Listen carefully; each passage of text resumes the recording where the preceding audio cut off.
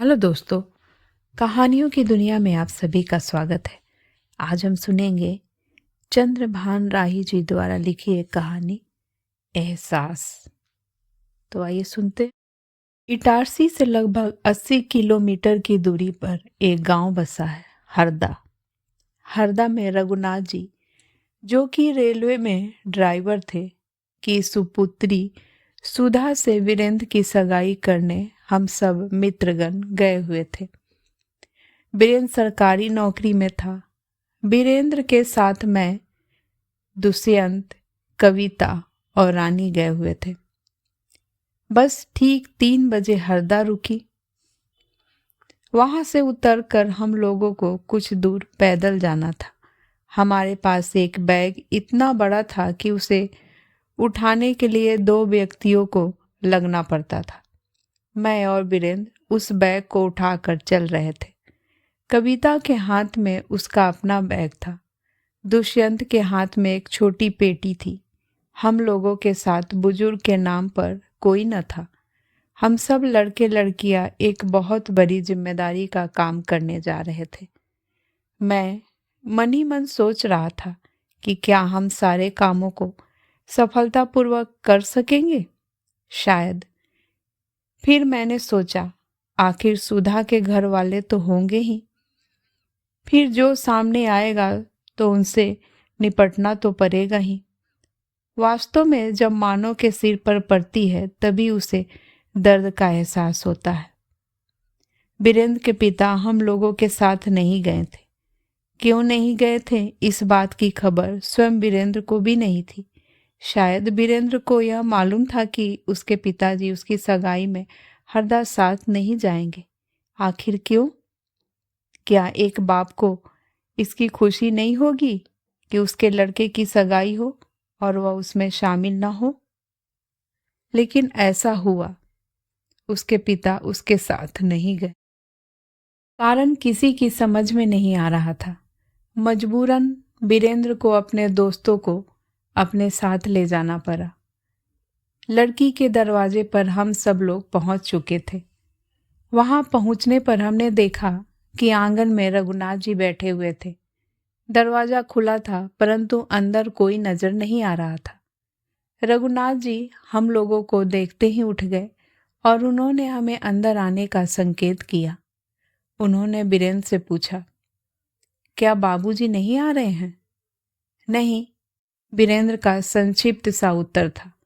अच्छा, शायद वे घर की रखवाली कर रहे हैं। व्यंग था रघुनाथ जी की बातों में, जिसका दर्द हमने महसूस किया। उनके पिता का नहीं आना खल रहा था। खैर, किसी के आने न आने से कोई भी काम बनता बिगड़ता नहीं है। अगर जो काम होना होगा वह होकर रहता है। उसमें कोई कुछ नहीं कर सकता, चाहे वह कितना ही बलवान क्यों न हो। समय से बढ़कर बलवान कोई नहीं है। हम सबको एक कमरे में बिठा दिया गया, परंतु काफी देर तक कोई पानी लाना तो दूर, देखने तक नहीं आया। इस पर दुष्यंत ने कहा, भैया जी, यहाँ का यह रिवाज है क्या? दुष्यंत वीरेंद्र को भैया कहता था क्योंकि वह उम्र में छोटा था। वीरेंद्र खामोश रहा। दरवाजे के बाहर रघुनाथ जी अपनी कुर्सी लगाकर बैठे थे। जहां तक मेरा सोचना था कि दुष्यंत की इस आवाज को उन्होंने स्पष्ट सुना होगा, फिर भी उनमें कोई प्रतिक्रिया नहीं हुई। अब तो मुझे भी प्यास सताने लगी। रह रहकर गला सूखा जा रहा था। आंखें थी कि वह पानी से भरे गिलास की प्रतीक्षा कर रही थी, परंतु दरवाजे सिर्फ मुंह फाड़े हुए खुले थे। कोई भी आदमी दिखाई नहीं दे रहा था। ऐसा लगता था कि उस घर में कोई है ही नहीं।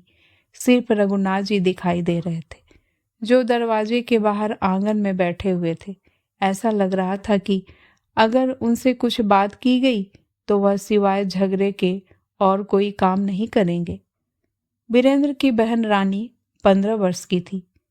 हम सब में वही सबसे छोटी थी। उसे देखकर ऐसा लगा कि शायद वह इतने समय तक पानी का इंतजार नहीं कर पा रही है। तब मैंने रघुनाथ जी के निकट जाकर कहा, देखिए, थोड़ा पानी का इंतजाम करा दीजिए। उन्होंने मुझे एक नज़र भरकर ऊपर से नीचे तक देखा। मैं सहम गया। मुझे लगा कि कहीं मैंने अपराध तो नहीं कर दिया। तब उन्होंने ऊंची आवाज में कहा, सुधा। अंदर से एक सुरीली आवाज आई, जी बाबूजी। बस जब से हम यहाँ आए थे तब से अब तक हमारे और उनके बीच यही बात हुई थी। मैं सहमा हुआ अंदर दाखिल हुआ। दुष्यंत ने पूछा, क्या हुआ? अरे क्या बताऊं यार, लगता है हम गलत जगह आ गए हैं। ऐसा क्यों? वीरेंद्र ने पूछा। ऐसा इसलिए कि यहाँ तो कोई सही ढंग से बात करने को तैयार ही नहीं है। तभी कमरे में एक 25-26 वर्ष की कन्या अपने हाथ में पानी से भरे गिलास को एक ट्रे में लेकर आई। उसे देखते ही वीरेंद्र ने कहा, यही सुधा है। सुधा यानी कि वीरेंद्र की होने वाली धर्मपत्नी, यानी कि हमारी होने वाली भाभी। जी नमस्ते। सुधा ने सबसे नमस्ते किया। हम सब ने भी उसका जवाब अपने अपने ढंग से दिया।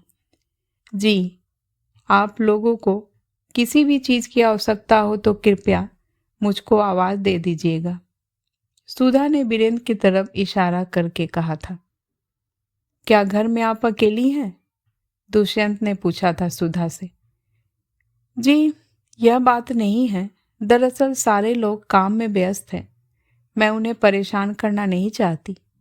सुधा इतनी बात कहकर अंदर चली गई। मैं उस खुले दरवाजे को देखता रह गया जहां से सुधा अंदर कमरे में गई थी।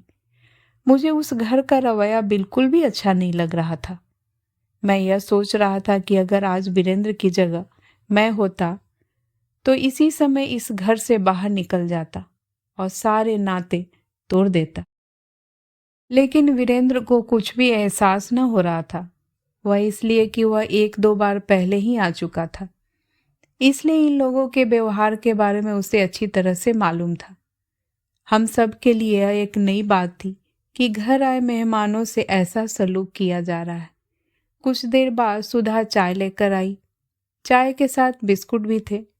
हम सब ने एक साथ बैठकर चाय पी, जिसमें सुधा भी हमारे साथ बैठ चाय पी रही थी। तभी अंदर से एक महिला बाहर आई। उनकी गोद में 3-4 वर्ष का एक लड़का था। सुधा ने उन्हें अपनी बड़ी बहन बताया। उनके बाद एक युवा पुरुष आया। सुधा ने अपने बड़े भाई बल्लू के नाम से उसका परिचय कराया। उसके पश्चात एक और महिला अपने गोद में 2 वर्ष का बच्चा लिए हुए कमरे में आई। सुधा ने उसे अपने से छोटी बहन बताया। क्या इनकी शादी हो चुकी है? मैंने पूछा। सुधा ने हाँ में अपनी स्वीकृति दे दी। तब मेरा दिमाग चकरा गया कि सुधा की बड़ी बहन, बड़े भाई या सुधा से छोटी बहन की शादी हो चुकी है, परंतु सुधा की शादी क्यों नहीं हुई? क्या कारण है? मैं यह प्रश्न उठाना चाह रहा था, परंतु मेरे दिल ने इजाजत नहीं दी। न जाने क्यों मुझे ऐसा लगा कि यहाँ चुप रहना ही उचित है। कभी कभी खामोश रहने में ही भला रहता है। फिर भी मेरे दिल में यह बात घर कर गई कि जब बड़ी और छोटी बहनों की शादी हो गई तो सुधा की शादी छोटी से पहले क्यों नहीं हुई? इसका जवाब वे क्या देते? शायद यह मैं जान चुका था, लेकिन फिर मैंने सोचा कि यह आवश्यक तो नहीं कि जो कुछ भी मैंने सोचा है कि वह सही हो, इसलिए चुप रहना ही मैंने अक्लमंदी समझी। सारे लोगों से परिचय होने के बाद फिर सब लोग अंदर चले गए। जैसे हमारे साथ रहेंगे तो हमें बुरा लग जाएगा, या शायद यहाँ का रिवाज ही ऐसा हो कि बाहर से आए मेहमानों के साथ कोई रहता ना हो, चाहे उन्हें अच्छा लग रहा हो या नहीं। एक बार पुनः हम लोग कमरे में अकेले रह गए। अब हमारे बीच कार्यक्रम की रूपरेखा तैयार हो रही थी। कब क्या करना है, कैसे काम करना है, हमारे बीच सिर्फ मैं ही एक शादीशुदा था, इसलिए उन लोगों ने मुझे प्राथमिकता दी और मुझसे पहल करने के लिए कहा गया। वीरेंद्र की तो सगाई थी, अतः उसे तो कुछ मालूम ही नहीं था। दुष्यंत तो अभी पढ़ रहा था, कविता भी कुमारी थी और रानी छोटी थी। ऐसे समय पर बड़ों की कमी महसूस होती है, लेकिन अब यह समय नहीं था कि इस बात पर बहस की जाए कि बड़े हमारे साथ क्यों नहीं आए। मैंने यह महसूस किया कि इस कार्यक्रम का सारा भार मुझे अपने ऊपर लेना पड़ेगा। मुझे यह मालूम था कि अगर इस दौरान कोई काम गलत हो जाता है तो स्पष्ट है कि उसका सारा दोष मेरे सिर मढ़ा जाएगा। किसी की परवाह किए बगैर मैंने यह भूमिका भी स्वीकार कर ली। आंगन को सुधा की माताजी ने शाम को ही गोबर से लीप दिया था, जिसके कारण अब वह अति सुंदर लग रहा था। गांव का आंगन जिसमें उठती गोबर की सुगंध जो हमारे मन को मोह रही थी, या यह कारण हो सकता है कि हम लोगों ने कभी इतने नजदीक से यह देखा न हो। आंगन के बीचों बीच आटे से चौक पूरा गया, जिस पर वर वधू को बैठना था। उस चौक को छोड़कर बाकी चारों तरफ दरी बिछा दी गई। दरियों पर गांव के कुछ छोटे छोटे बच्चे आकर बैठ गए थे। उनके पीछे पीछे गांव के छोटे बड़े बैठ गए थे। सुधा के पिता रघुनाथ जी आने वालों का स्वागत कर रहे थे और दरी पर बैठने का आग्रह कर रहे थे। लगभग सारा आंगन गांव के बड़े बूढ़ों और बच्चों से भर गया। हम लोग भी लगभग तैयार हो चुके थे। वीरेंद्र ने कपड़े बदल लिए, मैंने भी अपने वस्त्र बदले। कविता और रानी अपने बालों को ठीक कर रही थी। दुष्यंत आईने के सामने बैठा अपने चेहरे पर लगे पाउडर को साफ कर रहा था। इसी बीच कभी कभी सुधा की छोटी बहन आकर कह जाती कि आप लोग जरा जल्दी कीजिए, लोग आ गए हैं, हम सबको तैयार होकर बाहर जाना है। मानो क्षण भर में ही अपने अरमानों को साकार कर देने की कोशिश करता है, परंतु सच्चाई इससे कहीं दूर है। वीरेंद्र क्षण भर में तैयार हो गया था। वह अकेले ही बाहर निकल जाता अगर कविता यह न कहती कि आप अकेले कमरे से बाहर न निकले। लगभग सभी तैयार हो चुके थे, सिर्फ रानी अपने बालों में रबड़ लगा रही थी। सर्वप्रथम कमरे से बाहर मैं निकला, मेरे बाद दुष्यंत, उसके बाद वीरेंद्र व उसके पीछे कविता और रानी। हम सबको चौक के दाईं तरफ की खाली जगह पर बिठाया गया। शायद वह स्थान हमारे लिए ही सुरक्षित रखा गया था। हम सब उनके कथनानुसार आकर बैठ गए थे। हमें करना क्या था यह कुछ भी नहीं मालूम था। हाँ, सुधा को अंदर से सजा कर लाया गया और चौक की बाईं तरफ बिठा दिया गया। उसके साथ एक थाली में मिठाई, एक थाली में कपड़े, एक थाली में नारियल व कुछ रुपए रखे गए। तब मैंने वीरेंद्र के कान में नजदीक से फुसफुसाया, यार वीरेंद्र, तू कुछ लाया हो कि नहीं? हमने 2 थाली मंगवाई। एक थाली में वीरेंद्र ने कुछ मिठाइयाँ रखी व एक थाली में सुधा के लिए एक घड़ी, एक सोने की अंगूठी व एक साड़ी एवं श्रृंगार की वस्तुएं व उसके ऊपर कुछ रुपए। अतः लगभग सारी चीजें तैयार हो गई थी। लड़की की तरफ से आने वाले मेहमान आपस में फुसफुसा रहे थे कि क्या लड़के का बाप नहीं आया? कोई कहता मुझे नहीं मालूम, कोई कहता आए होंगे। तभी रघुनाथ जी ने कहा, बेटे, जो चढ़ावा लाए हो वह चढ़ा दो। वीरेंद्र ने सर्वप्रथम सुधा के बाएं हाथ के बीच की उंगली में सोने की अंगूठी पहनाई तथा बाएं हाथ की कलाई पर सुनहरी घड़ी व उसकी गोद में साड़ी के साथ साथ एवं अन्य श्रृंगार की वस्तुएं रख दी। कविता ने इस अवसर के चित्र भी शीघ्रता से खींचे। रानी के हाथ में फूलों का बना हार रखा हुआ था। एक व्यक्ति ने कहा कि ऐसा करिए कि लड़के के गले में लड़की के भाई से और लड़की के गले में लड़के की बहन से हार डलवा दीजिए। वह इतनी ऊंची आवाज में कह गया कि वहां उपस्थित सारे लोगों तक उसकी आवाज गई। हुआ भी यही। वीरेंद्र के गले में सुधा के भाई बल्लू ने हार डाला और सुधा के गले में वीरेंद्र की बहन रानी ने। वीरेंद्र चढ़ावा चढ़ाकर पीछे हट गया था।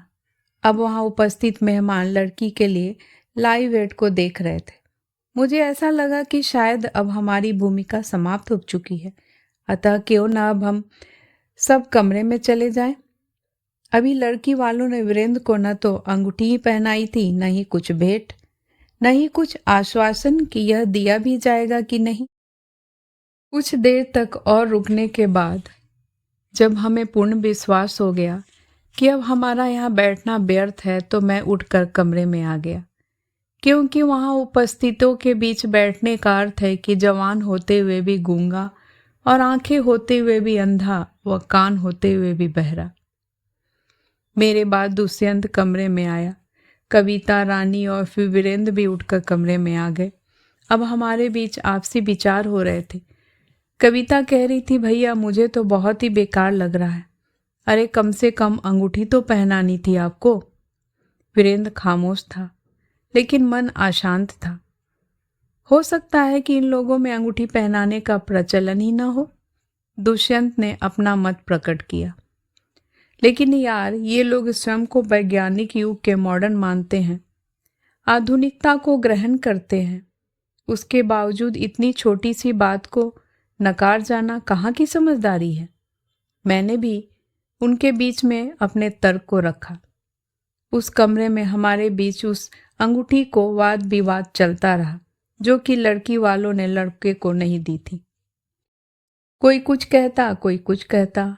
अंत में रानी ने कहा, मैंने इसीलिए अभी उसे अपनी भाभी नहीं कहा। मैंने सोचा कितना दिमाग पाया है रानी ने कि अभी तक उसे अपनी भाभी नहीं माना, जिसे उसके भाई ने अपनी आधी पत्नी मान लिया है। सगाई भी अपने आप में आधी शादी ही मानी जाती है। इसे ऐसे भी कह सकते हैं कि सगाई ही शादी की पहली सीढ़ी है। भोजन तैयार है, आप लोग भोजन कर लीजिए। रघुनाथ जी ने इन शब्दों को इस तरह चबा चबा कर कहा कि जैसे वह नहीं बल्कि मजबूरन उनसे यह शब्द कहलवाए जा रहे हों। एक तरफ हम लोगों के बीच में उस अंगूठी को लेकर तनाव था, उस पर इस तरह के बर्ताव ने आग में घी का काम किया। आंगन में थालियों को लगाया गया था। हम सब एक एक थाली पर बैठ गए। वहां सिर्फ सुधा ही खड़ी थी। बाकी उसके माता पिता, बहन, भाई एवं मेहमान ऐसे गायब हो गए जैसे गधे के सिर से सींग। वीरेंद्र ने सुधा को कहा भी कि आप भी हमारे साथ खाना खाने बैठ जाइए। सुधा ने थोड़ी सी आनाकानी की, लेकिन जब थोड़ा दबाव डाला तो वह भी खाना खाने लगी। तभी बहन आ चुकी थी हम लोगों की देखभाल करने के लिए। खाना खाते समय वीरेंद्र ने कहा, क्या आप लोगों के घर आए हुए मेहमानों का स्वागत इसी तरह किया जाता है? मैं कुछ समझी नहीं। उसकी बड़ी बहन ने कहा, मेरा कहने का मतलब है कि जब से हम लोग आए हैं तब से सिर्फ सुधा ही हमारे पास नजर आई। बाकी आपके भाई बड़े की तो बात ही दूर, छोटे वाले ने भी हमसे बात तक नहीं की और न दुआ सलाम ही की। हमारे आने से आप लोगों को खुशी नहीं हुई क्या? अरे नहीं नहीं, आप तो गलत सोच गए। दरअसल हमारे यहाँ सारे लोग व्यस्त हैं। बड़े भैया हैं तो वे रेलवे में नौकरी करते हैं और वे इटारसी से रोज अप डाउन करते हैं, इसलिए वे घर वालों से ही नहीं मिल पाते। छोटा वाला है तो वह यह सोच रहा था कि आप लोग सफ़र से थक कर आए हैं, इसलिए आप लोगों को आराम की आवश्यकता है। हमारे पापा इसलिए नहीं आए कि आपके पापा आपके साथ नहीं आए, और हमारी मम्मी, उनको तो घर के ही कामों से फुर्सत नहीं मिलती, इसलिए वह ना आ सकी। मैं तो इंदौर में रहती हूँ, सोशल वर्कर हूँ, मुझे तो और भी छुट्टी नहीं मिलती। हमारे घर में तो सब इतने व्यस्त है कि वे अपने घर वालों से ही एक एक दो दो दिन तक नहीं मिल पाते। एक सांस में सुधा की बड़ी बहन ने कह डाला। हम लोगों की निगाहें आपस में टकराने लगी, मानो यह जानना चाह रही हो कि यह क्या कह रही है। जो कह रही है क्या वह सच है? सुधा प्रत्येक की निगाहों को देख रही थी और शायद वह निगाहें पहचानना जानती थी। सो वीरेंद्र से फौरन कह उठी, आप अगर कुछ कहना चाहते हैं तो बगैर संकोच के कह दीजिए। देखिए, खुला व्यक्ति दूध के समान होता है। नहीं, मैं तो कुछ ज़्यादा न कहकर बस इतना ही कहना चाहूँगा कि आज के समय में प्रत्येक व्यक्ति व्यस्त है। किसी के पास इतना समय नहीं कि वह किसी के दरवाजे पर आकर गप्पे मारे। सगाई मेरी थी, मैं चाहता तो स्वयं अकेले आ जाता और सगाई करके चला जाता। क्या जरूरत थी इन लोगों को साथ में लाने की? क्या ये लोग व्यस्त नहीं हैं? सुधा जी, आपके घर वालों के दिमाग में परिवर्तन की आवश्यकता है। ये मेरे दोस्त हैं। इनमें से रानी को छोड़कर सभी नौकरी करते हैं। सभी ने 2-2 दिन की अपने अपने कार्यालयों से छुट्टी ले रखी है। ये मात्र मेरे दोस्त हैं। लेकिन आपके अपने भाई ने छुट्टी क्यों नहीं ली, जबकि उनकी तो बहन की सगाई हो रही है? कितनी बड़ी बात है। आपके छोटे भाई ने हमसे बात नहीं की। आपके पापा हमसे इसलिए बात नहीं कर रहे हैं कि मेरे पापा नहीं आए हैं। मैं कहता हूं कि आपकी शादी वे मुझसे कर रहे हैं या मेरे पापा से। अरे आज तो सरकार भी यह कहती है कि बालिग के लिए माँ बाप की राय आवश्यक नहीं। माना कि यह शादी कानून नहीं बल्कि रीति रिवाजों के अंतर्गत हो रही है, परंतु जब आप अभी भी वही परंपरागत रूढ़िवादिता पर चल रहे हैं तो आधुनिकतावादी का नारा क्यों लगा रहे हो? देखिए, आज के समय में वक्त किसी के पास नहीं है, बल्कि वह तो निकालना पड़ता है। वीरेंद्र के इन शब्दों में आक्रोश था, एक तैश था।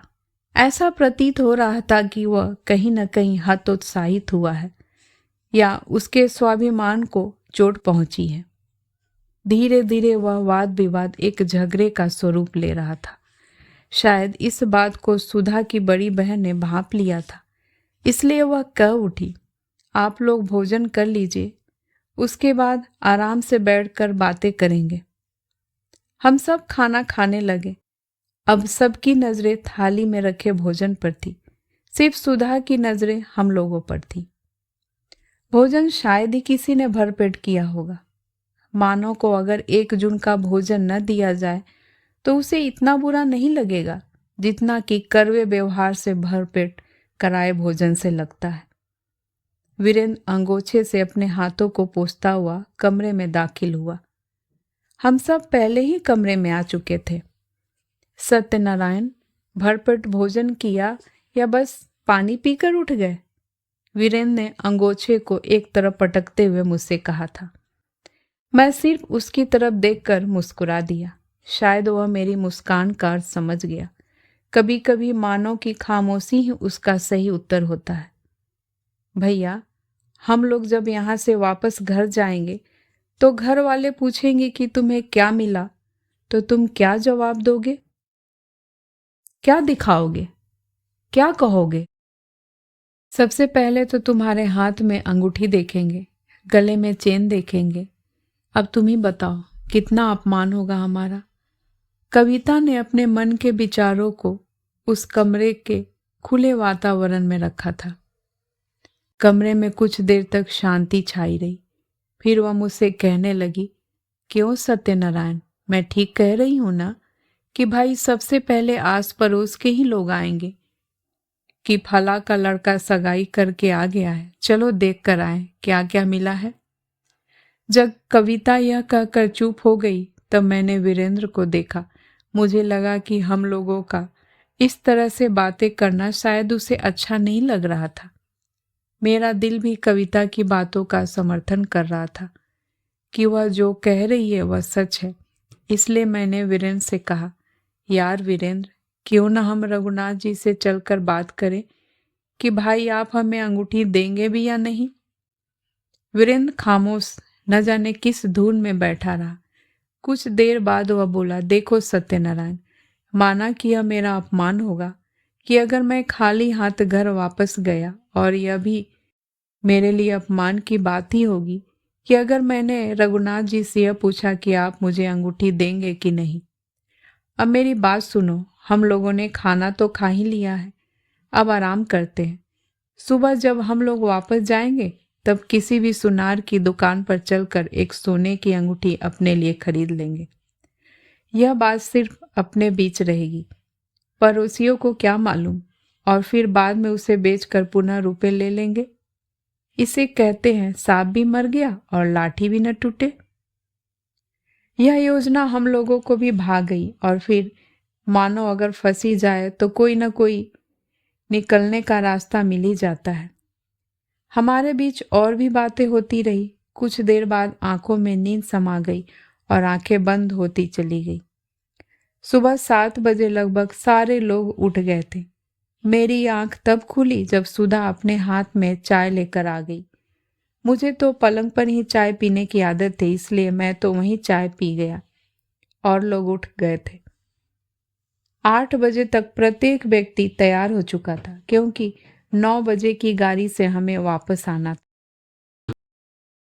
ठीक 8:30 पर सुधा का छोटा भाई वीरेंद्र को बुलाने आया। हम सब अंदर जाने को तैयार हुए तो हमें मना कर दिया। वीरेंद्र अकेले कमरे में गया।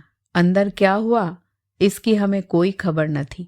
हाँ, मुझे ऐसा लगा कि कहीं कहीं कुछ लोगों में देवताओं की पूजा की जाती है।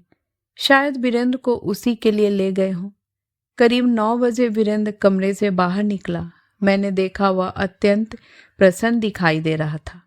उसके माथे पर तिलक लगा था। बार बार वह हाथ को ऊपर नीचे कर रहा था। निकट आने पर पता चला कि उसके बाएं हाथ में नई घड़ी है, दाएं हाथ की उंगली में सोने की अंगूठी। हम सब भी आश्चर्यचकित देखते रहे। हम लोग कुछ समझते कि इससे पहले वह हमें समझाने लगा, अरे यार, हम लोग व्यर्थ ही परेशान हो रहे थे। इन लोगों में शाम को लड़का लड़की को चढ़ावा चढ़ाता है, इसलिए इन लोगों ने मुझे सुबह ये अंगूठी और ये घड़ी व कपड़े दिए। कपड़े बल्लू ला रहा है। वीरेंद्र खुश था कि उसे उसकी वह चीज मिल गई जिससे वह अपमानित होने से बच गया, परंतु बंद कमरे में। मुझे अभी तक यह एहसास होता रहा कि अगर यही चीज बंद कमरे की अपेक्षा शाम को उपस्थित मेहमानों एवं गांव के प्रतिष्ठित व्यक्तियों के सम्मुख भेंट की जाती तो कितना सम्मान होता, उनका भी और हमारा भी। आप सुन रहे थे चंद्रभान राही जी द्वारा लिखी कहानी एहसास। आपको ये कहानी कैसी लगी प्लीज़ ज़रूर बताइएगा। मैं फिर हाजिर होंगी एक नई कहानी के साथ। तब तक ले नमस्कार।